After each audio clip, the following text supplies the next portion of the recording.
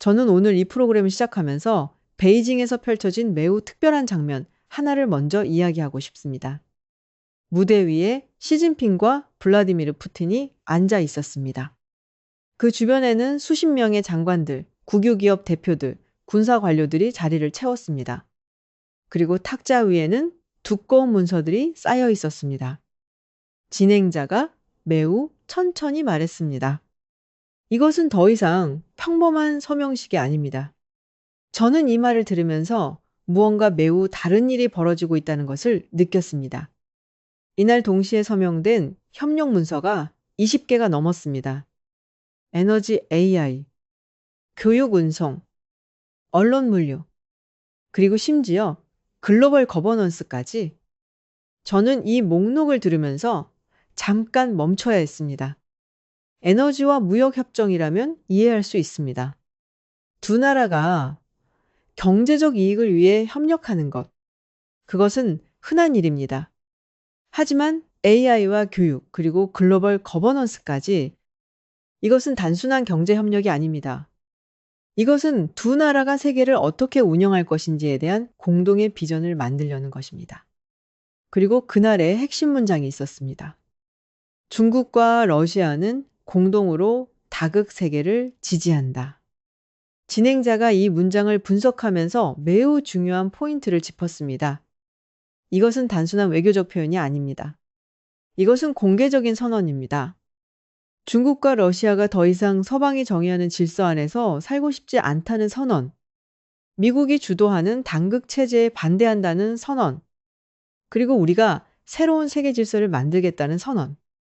저는 이 부분에서 오늘 행사의 성격이 완전히 다르게 보이기 시작했습니다. 처음에는 외교 의례처럼 보였습니다. 두 나라의 지도자가 만나 문서에 서명하고 협력을 약속하는 장면. 세계 어디서나 볼 수 있는 풍경. 하지만 들으면 들을수록 이거는 그런 것이 아니었습니다. 이것은 새로운 권력 시스템의 출범식이었습니다. 생각해 보십시오. 하나의 행사에서 에너지 협력부터 AI 협력, 교육 교류, 군사 물류, 언론 협력, 그리고 세계 거버넌스까지 한꺼번에 서명한다는 것이 무엇을 의미합니까? 이것은 두 나라가 단순히 더 많이 거래하겠다는 것이 아닙니다. 이것은 두 나라가 서방 없이 독자적으로 작동하는 하나의 시스템을 만들겠다는 것입니다. 경제 시스템, 기술 시스템, 교육 시스템, 정보 시스템, 그리고 그 모든 것을 아우르는 세계 질서의 대안적 시스템. 저는 이 장면을 보면서 역사의 어떤 순간들을 떠올렸습니다. 1945년 브레턴 우즈 회의. 전쟁이 끝난 후 미국이 주도하는 새로운 국제 금융 질서가 만들어진 순간 달러가 기축통화가 되고 국제통화기금과 세계은행이 설립된 순간 그 회의도 표면적으로는 협력을 위한 모임이었습니다. 하지만 그 안에서 향후 수십 년간의 세계 질서가 결정됐습니다. 오늘 베이징의 행사가 그런 순간이 될 수 있을까요? 저는 그것이 과장이 아닐 수 있다고 생각합니다. 진행자가 강조한 것이 있습니다. 오늘 서명된 문서들이 즉각적으로 세계를 바꾸는 것은 아닙니다. 20개의 협력 문서가 서명됐다고 해서 내일 당장 세계 질서가 달라지지는 않습니다. 하지만 그것이 가리키는 방향이 중요합니다. 중국과 러시아가 함께 만들려는 것이 무엇인지, 그것이 세계에 어떤 대안을 제시하는지, 그리고 그 대안이 얼마나 많은 나라들에게 매력적으로 보일 수 있는지, 그것이 지금 세계 질서의 미래를 결정하는 가장 중요한 변수 중 하나입니다. 저는 오늘 첫 번째 챕터를 마무리하면서 한 가지를 여러분과 함께 생각해 보고 싶습니다. 서명식은 끝의 시작입니다. 무언가가 공식적으로 선언될 때 그것은 이미 오래전부터 준비되어 온 것의 결과입니다. 그리고 그 결과가 공개되는 순간 세계는 그것을 더 이상 무시할 수 없게 됩니다. 오늘 베이징의 서명식이 바로 그런 순간입니다. 두 지도자가 문서에 서명한 것이 아닙니다. 그들은 하나의 선언에 서명했습니다. 미국이 유일하게 규칙을 쓰는 세계는 끝났다는 선언에. 다음 챕터에서 계속하겠습니다. 자, 두 번째 챕터입니다. 첫 번째 챕터에서 저는 베이징의 서명식이 단순한 외교 의례가 아니라 새로운 세계 질서의 출범 선언이었다는 이야기를 했습니다.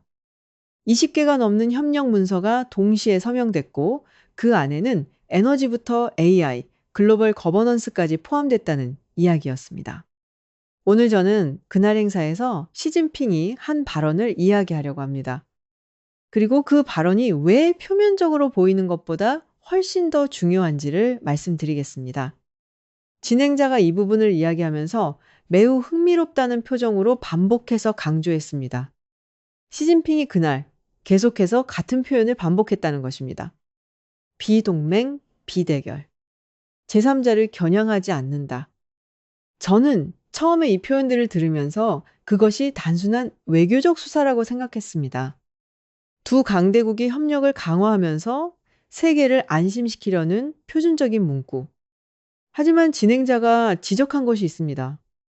오히려 이 말을 반복할수록 세계는 그가 누구를 겨냥하고 있는지를 더 잘 이해하게 됩니다. 저는 이 역설이 매우 날카롭다고 생각합니다. 생각해 보십시오. 누군가가 나는 당신을 해치려는 것이 아닙니다 라고 반복해서 말한다면 그 말을 듣는 사람은 어떤 생각을 할까요? 처음 한 번은 안심이 됩니다. 하지만 계속 반복한다면 오히려 의심이 생깁니다. 왜 굳이 그것을 그렇게 강조하는 것인지. 시진핑의 비동맹, 비대결, 제3자를 겨냥하지 않는다는 반복이 바로 그런 효과를 냈습니다. 그 말을 들은 세계는 즉각적으로 이렇게 생각했습니다. 그 제3자가 누구입니까? 답은 명확했습니다. 미국입니다. 그리고 시진핑의 발언 전체를 들어보면 그 방향이 더 선명해집니다. 진행자가 이것을 분석하면서 매우 중요한 포인트를 짚었습니다. 시진핑의 그날 연설은 한 번도 미국이라는 이름을 직접 언급하지 않았습니다.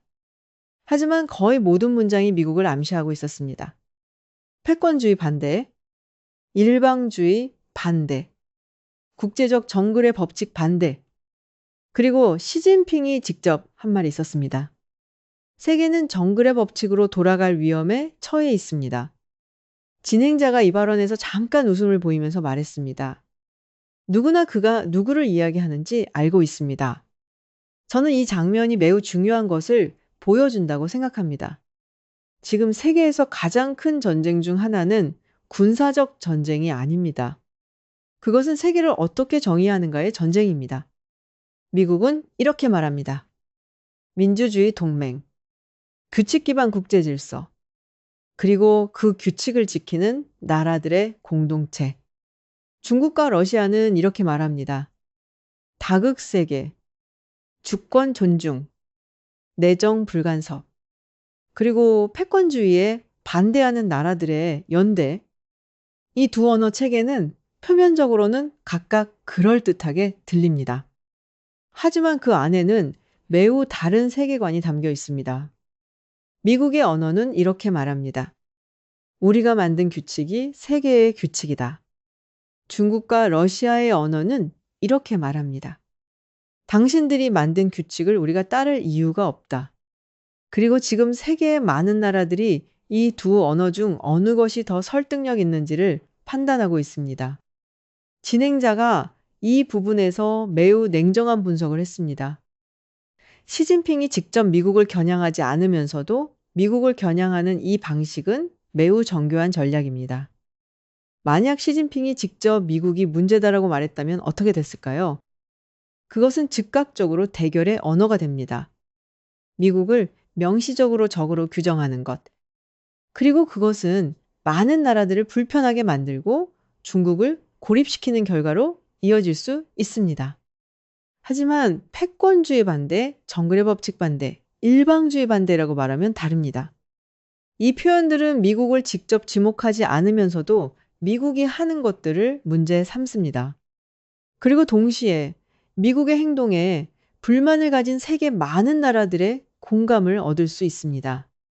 아프리카 나라들, 중동 나라들, 동남아시아 나라들, 라틴 아메리카 나라들, 이 나라들 중 상당수는 미국 주도의 세계 질서에 어떤 형태로든 불만을 갖고 있습니다.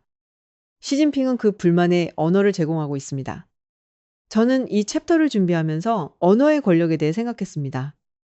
세계를 어떻게 부르는가가 세계를 어떻게 보는가를 결정합니다. 미국이 규칙 기반 국제 질서라고 부르는 것을 중국은 패권주의적 질서라고 부릅니다. 미국이 민주주의의 수호라고 부르는 것을 중국은 내정 간섭이라고 부릅니다. 미국이 동맹 강화라고 부르는 것을 중국은 포위망 구축이라고 부릅니다. 같은 현상에 대해 완전히 다른 이름을 붙이는 것. 그리고 그 이름이 세계 여론에 얼마나 받아들여지느냐에 따라 외교적 주도권이 달라집니다. 지금 시진핑이 그 언어 전쟁에서 매우 신중하게, 매우 정교하게 움직이고 있습니다. 저는 오늘 두 번째 챕터를 마무리하면서 한 가지를 여러분과 함께 생각해 보고 싶습니다. 시진핑이 비동맹, 비대결, 제3자를 겨냥하지 않는다고 반복한 것. 그리고 동시에 패권주의 반대, 정글의 법칙 반대를 외친 것. 이 두 가지는 모순처럼 들릴 수 있습니다. 한편으로는 누구도 겨냥하지 않는다고 하면서 다른 한편으로는 명백히 누군가의 행동을 비판하고 있으니까요. 하지만 그것이 바로 이 전략의 핵심입니다. 공격받는 느낌을 주지 않으면서 공격하는 것.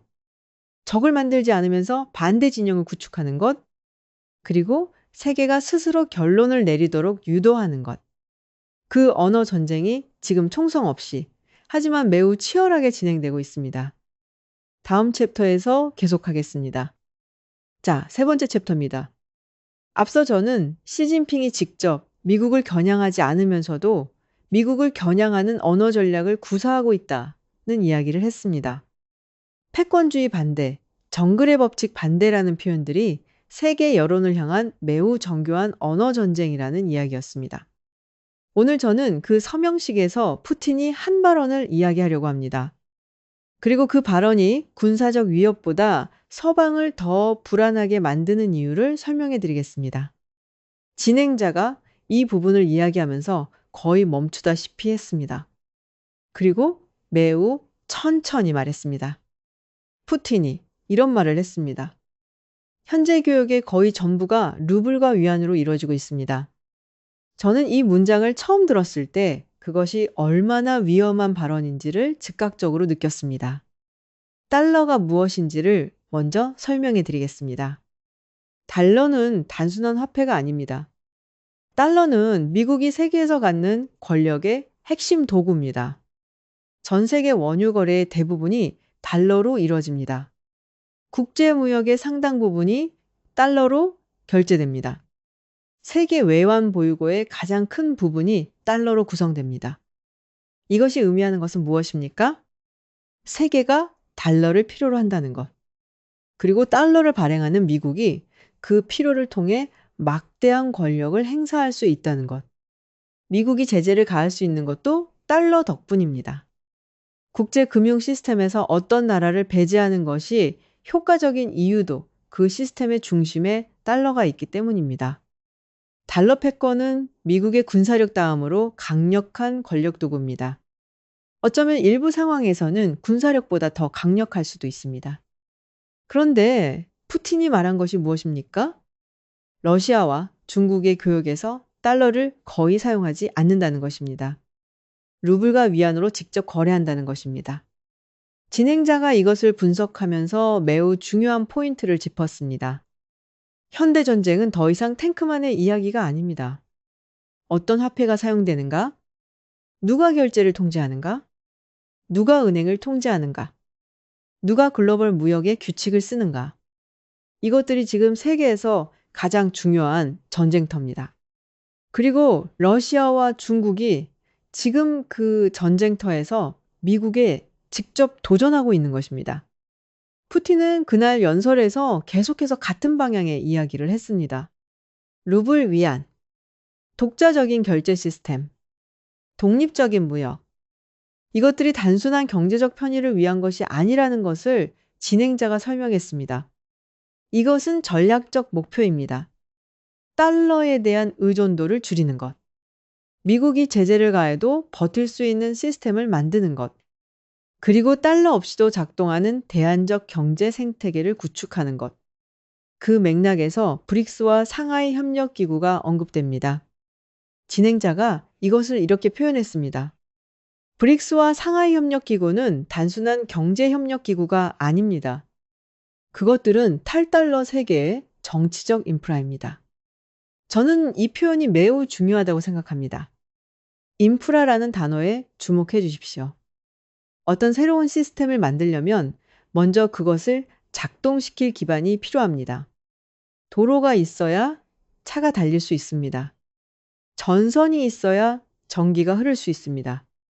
지금 중국과 러시아가 만들려는 것은 달러 없이 작동하는 세계 경제의 대안적 인프라입니다.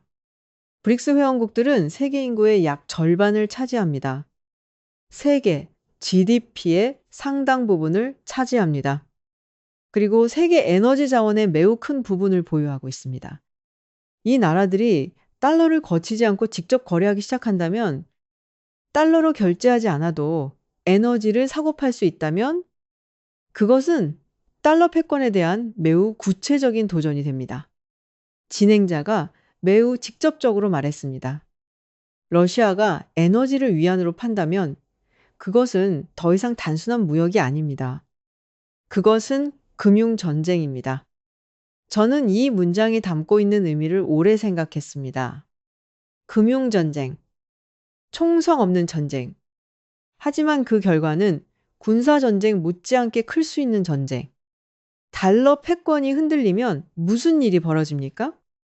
미국의 제재 효과가 줄어듭니다. 달러를 기반으로 하는 미국의 글로벌 금융 통제력이 약화됩니다. 그리고 더 나아가 미국 경제 자체에 구조적인 변화가 올 수 있습니다. 미국은 달러 패권 덕분에 막대한 재정 적자에도 불구하고 경제를 운용할 수 있었습니다. 세계가 달러를 필요로 하기 때문에 미국은 달러를 찍어서 빚을 갚을 수 있었습니다. 하지만 그 달러의 수요가 줄어든다면 그 메커니즘이 흔들리기 시작합니다. 그렇다면 지금 이 탈달러화가 얼마나 진행되고 있는 것일까요? 진행자가 이 부분에서 균형 잡힌 시각을 제시했습니다. 아직 달러를 대체할 수 있는 시스템이 완성된 것은 아닙니다. 위안화가 달러만큼 신뢰받는 기축통화가 되기까지는 아직 갈 길이 멉니다. 브릭스의 공동 통화 논의도 이견이 많습니다.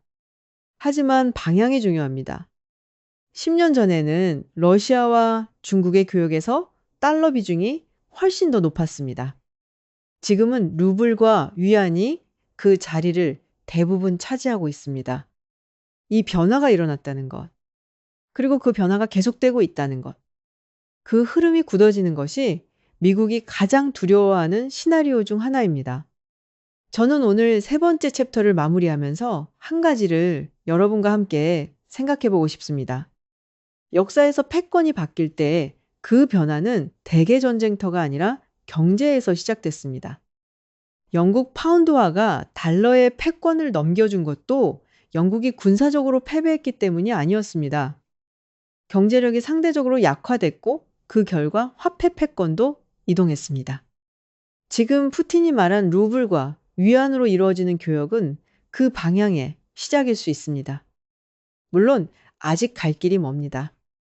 하지만 방향이 설정됐다는 것, 그리고 두 강대국이 그 방향을 공식적으로 선언했다는 것, 그것이 서방이 진짜로 두려워하는 것입니다. 총이 아니라 달러를 우회하는 세계. 다음 챕터에서 계속하겠습니다. 자, 네 번째 챕터입니다. 앞서 저는 푸틴이 달러에서 벗어나려는 전략을 공개적으로 선언했다는 이야기를 했습니다. 루블과 위안으로 이루어지는 교역이 단순한 경제적 편의가 아니라 달러 패권에 대한 직접적인 도전이라는 이야기였습니다. 오늘 저는 그날 베이징 서명식에서 많은 사람들이 놓쳤지만 사실은 가장 중요한 부분을 이야기하려고 합니다. 많은 사람들이 이 행사를 석유와 가스, 협력에 관한 이야기라고 생각했습니다.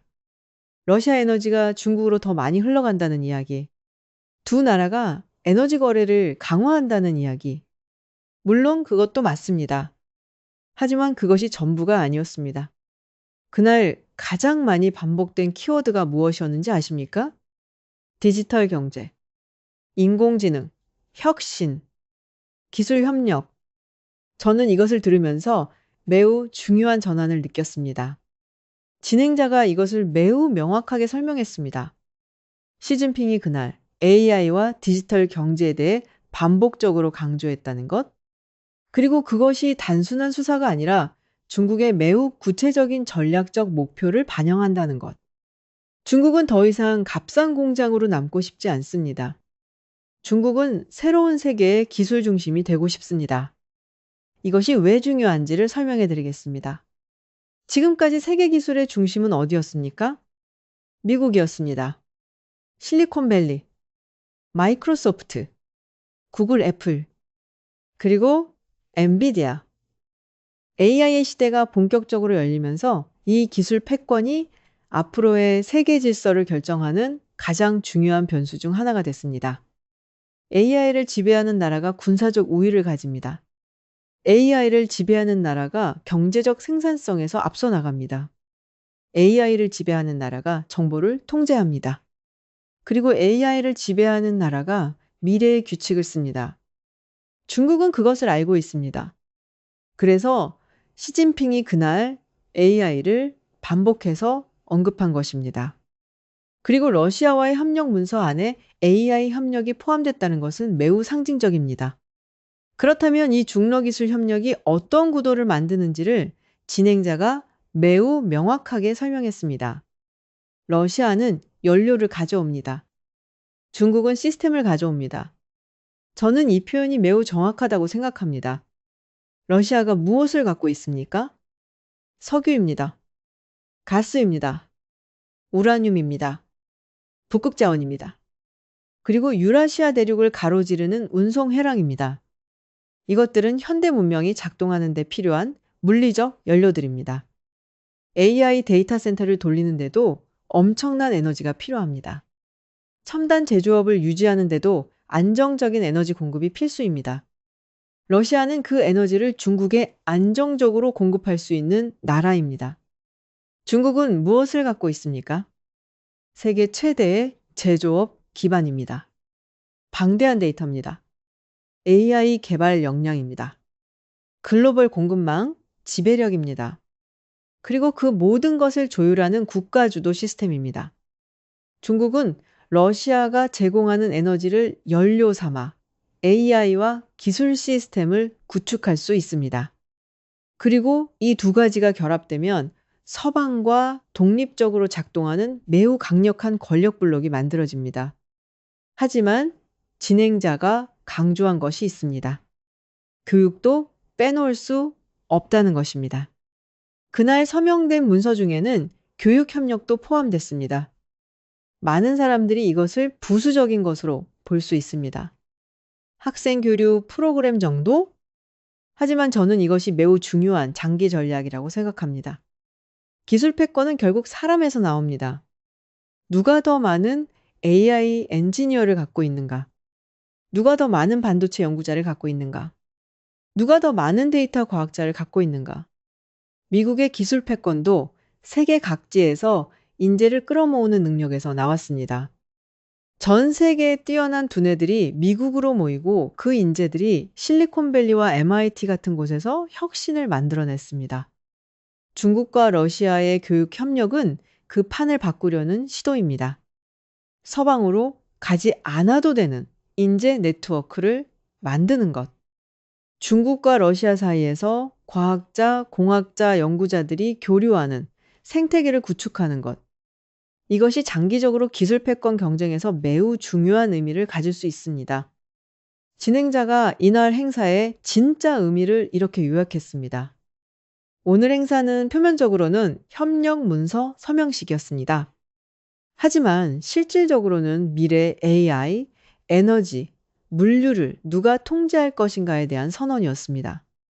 저는 이 표현이 매우 정확하다고 생각합니다. 에너지 AI, 교육이 세 가지는 21세기의 가장 중요한 전쟁터입니다. 에너지는 모든 시스템의 동력원입니다. 에너지 없이는 아무것도 작동하지 않습니다. 러시아가 그 에너지를 안정적으로 공급합니다. AI는 다음 세대의 군사력, 경제력, 정보력을 결정합니다.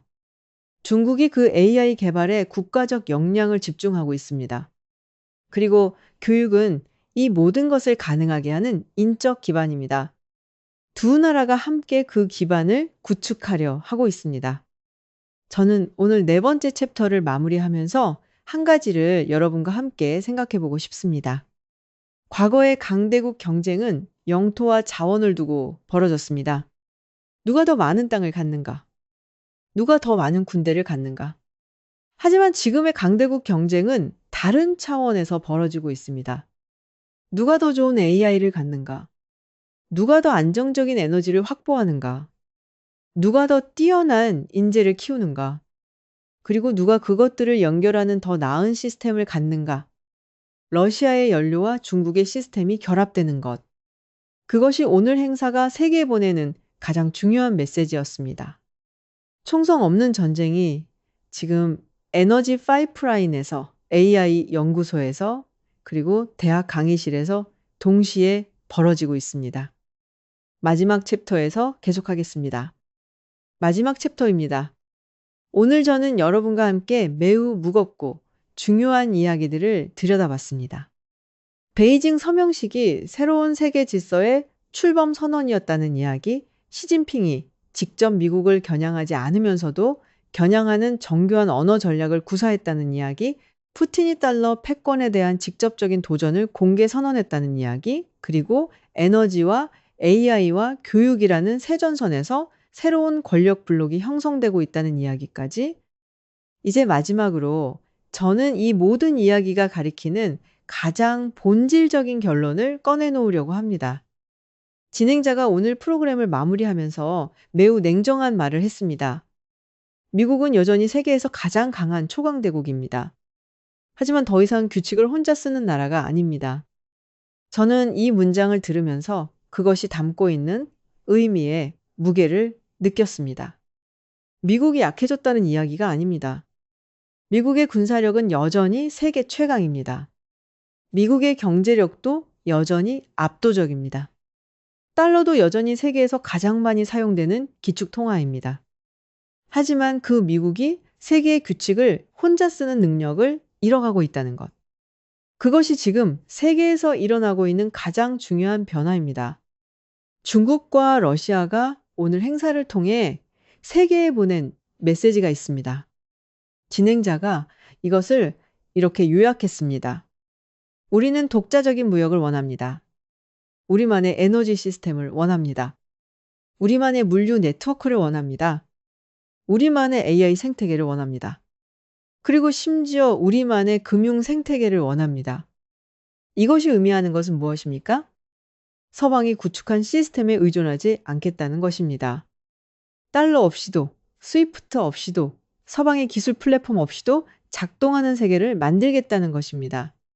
하지만 진행자가 매우 중요한 포인트를 짚었습니다. 이것이 나토와 같은 군사 동맹이 아니라는 것입니다. 나토는 명확한 상호 방위 조약입니다. 회원국 중 하나가 공격받으면 모두가 함께 싸운다는 약속. 하지만 중러 관계는 그런 종류의 동맹이 아닙니다. 진행자가 이것을 이렇게 표현했습니다. 이것은 동맹이 아닙니다. 전략적 생존 연대입니다. 전략적 생존 연대. 저는 이 표현이 매우 정확하다고 생각합니다. 러시아는 중국 시장이 필요합니다. 서방의 제재로 유럽 시장을 잃은 러시아에게 중국은 경제적 산소를 공급하는 유일한 대형 파트너입니다. 중국은 러시아 에너지가 필요합니다. 안정적이고 값싼 에너지 없이는 중국의 제조업과 AI, 인프라를 유지하기 어렵습니다. 그리고 두 나라 모두 서방 의존도를 줄이는 것이 필요합니다. 서방의 제재가 언제든 자신들을 겨냥할 수 있다는 것을 두 나라 모두 알고 있습니다. 이것이 두 나라를 묶어주는 힘입니다. 우정이 아닙니다. 이념이 아닙니다. 공동의 생존 이익입니다. 진행자가 이 연대가 가져올 결과에 대해 매우 냉정한 경고를 했습니다. 이 경쟁이 세계를 훨씬 더 불안정하게 만들 것이라는 것입니다. 왜 그렇습니까?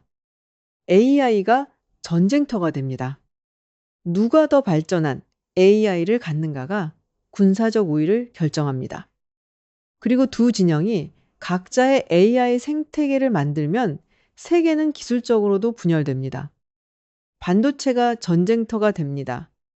미국이 첨단 반도체의 중국 수출을 막고 있습니다. 중국은 자체 반도체 기술을 개발하고 있습니다. 그리고 러시아와의 협력이 그 과정에서 어떤 역할을 할 수 있는지가 주목받고 있습니다. 통화가 전쟁터가 됩니다. 달러 대위안, 스위프트 대안적 결제 시스템. 이 싸움이 앞으로 세계 무역의 구조를 바꿀 수 있습니다. 에너지가 전쟁터가 됩니다. 북극 항로, 유라시아 운송회랑. 이것들을 누가 통제하느냐가 21세기 물류 패권을 결정합니다. 데이터가 전쟁터가 됩니다. 누가 더 많은 데이터를 갖고 있는가? 누가 그 데이터를 어떻게 활용하는가?